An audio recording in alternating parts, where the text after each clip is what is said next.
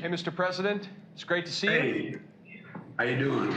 Good. We've got members of your economic and energy team here, and we're prepared to start the briefing, but we'll start by turning the floor over to you, sir. Well, thanks. Let me start by apologizing for my voice. I'm feeling much better than I sound. You know, we're meeting today on gas prices, and we have some really good news. Gas prices are coming down. In fact, gas prices have fallen every day this summer for 38 days in a row.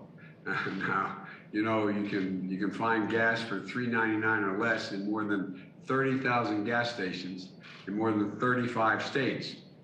In some cities, it's down almost $1 from last month. We've been working really hard to bring the price down. 4 months ago, I gave an order to release 1 million barrels of oil per day, for our nation, from our nation's strategic petroleum reserve. And I led the world to coordinate the largest release of oil reserves in history, including from other countries. In total, more than 240 million barrels to boost global supply. During that time, I've also been working to increase U.S. production. Today, we're producing 12 million barrels per day, and we're on track to hit a near record highs. I've been working to make sure that when the price of oil comes down, the price at the pump comes down as well, and comes down in real time. The good news is that's happening, but it's not happening fast enough. We've made progress, but prices are still too high.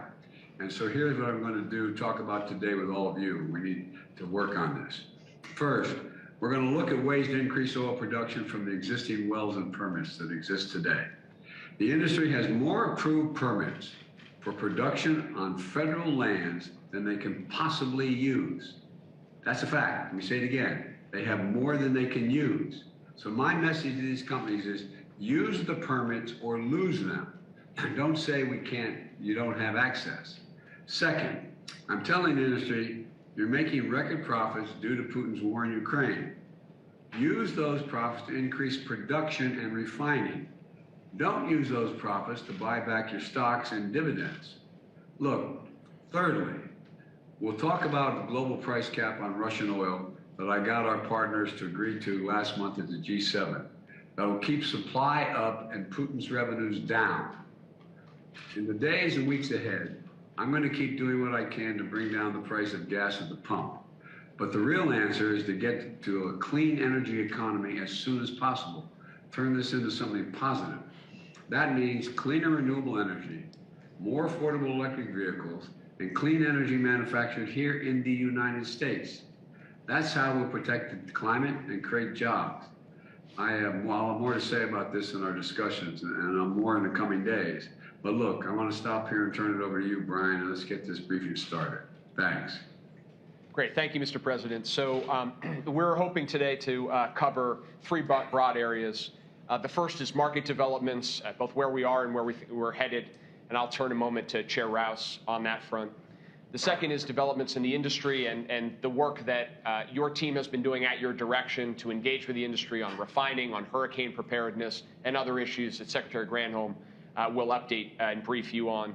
And the third, as you mentioned, is on international developments, where on the back of your securing an agreement to explore the price cap coming out of the G7, Secretary Yellen is back from a multi-country trip across Asia, and she and Amos will give you an update on international developments as well. So with your permission, sir, I'll turn it over to Chair Rouse to talk about market developments.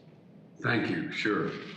Cease. I'm actually here. Terrific. So, Mr. President, as you mentioned at the top, Americans are getting some very much badly needed breathing room at the pump. The national average retail gas price today fell to $4.41. That's about 60 cents lower than its mid-June peak. While this is a national average, it is affected by the traditionally higher prices in Western states. What you see when you look under these data is that in more than 30,000 stations, they're now selling gas for less than $4 a gallon. In fact, the most common gas station price in America today is $3.99 a gallon. This kind of decline at this time of year is quite unique. This is the 38th day in a row of declining retail gas prices. In fact, the rate of decline is among the fastest in over a decade, a dramatic decline during the peak summer driving season, In other words, it has been a trend, not a daily blip. The decline translates into concrete savings for American families. The typical two-driver family is saving more than $60 a month. Economy-wide, that would mean Americans will spend about $6.5 billion less in a month over a coming month, and that would be real savings. Looking forward, we expect gas prices to decline further. However, as you noted, they are still too high. Refiner margins remain roughly double what is typical for this time of year, though they have declined from their record highs. Retailer margins are very elevated and are around 50 cents above what is typical. What that means is we expect gas prices at the pump to continue to come down. If the historical relationship between oil and gas prices were to hold, these lower oil prices could translate into an additional 40-cent decline in gas prices if industry passes along cost savings to consumers. This would bring the national average retail price to around $4. Of course, energy markets remain highly volatile, and that's especially true in the current environment with the additional disruption created by Putin's invasion of Ukraine. So oil prices could rise again, and it is very difficult to reliably predict where these prices will be over the longer term. Thank you, Brian. Great. Thank you. Thank you, Cece.